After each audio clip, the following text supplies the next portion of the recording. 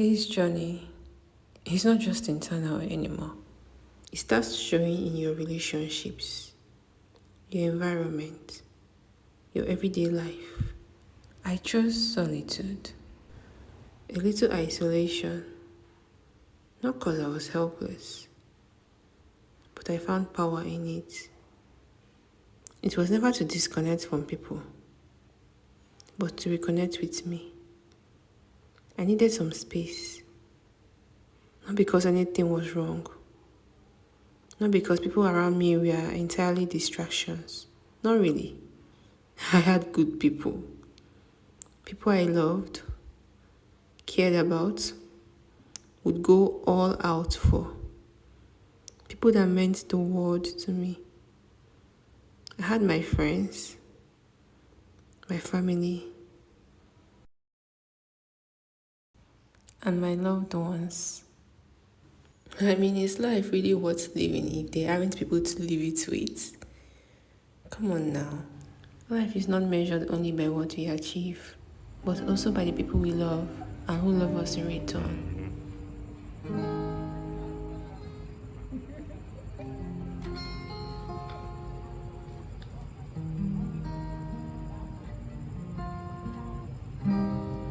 Everybody loves the things you do. The way you smile.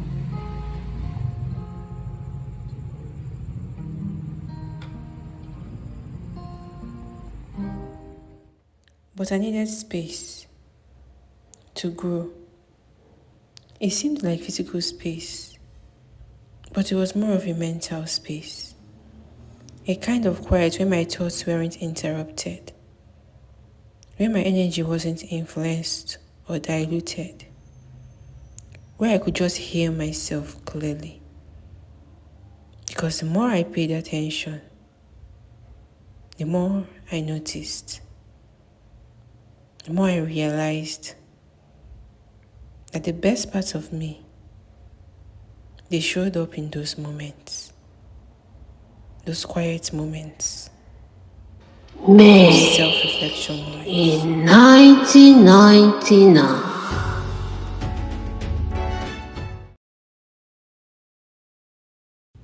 Now the ideas, the clarity, the vision, it wasn't loud. No big announcements. Coming from a big yapper, an expressive person. Well, there are many sides of me, but let's stay in character here. Same place, maybe same people, sometimes same conversations.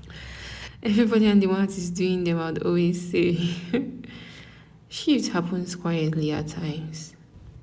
I'll be sitting, laughing, nodding, replying, but in my mind, somewhere else entirely. Different rooms, physically present, mentally away. Oh, sometimes I'm all in the gist, daily convos, safe and regular life stuff, Other times, I wasn't fully there. Not because I didn't care. Hell no, of course I did. Good gracious Lord, this is my life. And the present journey counts, of course. I know. And I embrace it, appreciate and live in it.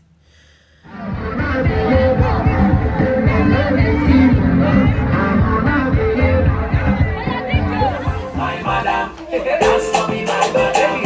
I like how you madam. I pray you $20. But something louder, something heavier, tuned to a different frequency, same environment, different signal. And I couldn't just switch it off. Even if I could, why would I? Sometimes it slipped out in the way I spoke, the way I started saying things, the way I carried myself. Other times, you'd never know. Because on the outside, I was still me. But on the inside, quietly growing into something that didn't match my current environment. And that's the strange part about this stage. You don't disappear. You just separate. Not physically, but internally. Like outgrowing a space while still living in it. But I think this is where it starts becoming real. Because now, it's not just a dream in your head. It's affecting how you exist, how you think, how you see, how you show up. Things aren't the same anymore. But are they meant to be? Not everyone understood that. And honestly, not everyone needed to. Because it wasn't their journey. And it was never about thinking I was better than anyone. Hell no. Not at all. Not even close. I've never needed to shrink others to feel like I was becoming something. Never a need to bring someone else down to feel good about yourself. No. Solitude. I needed my full attention. Undiluted. Uninterrupted. Honest. Because there's a version of me I've seen so clearly. And in those quiet moments, I was learning to bring her out. Oh, hear me out. To outgrow part of your life quietly. Oh, hear me out. Solitude. Solitude is not the silence they warned me about. It is a room where my own heartbeat finally has enough space to introduce itself. The world keeps asking for noise, for movement, for proof that I am alive.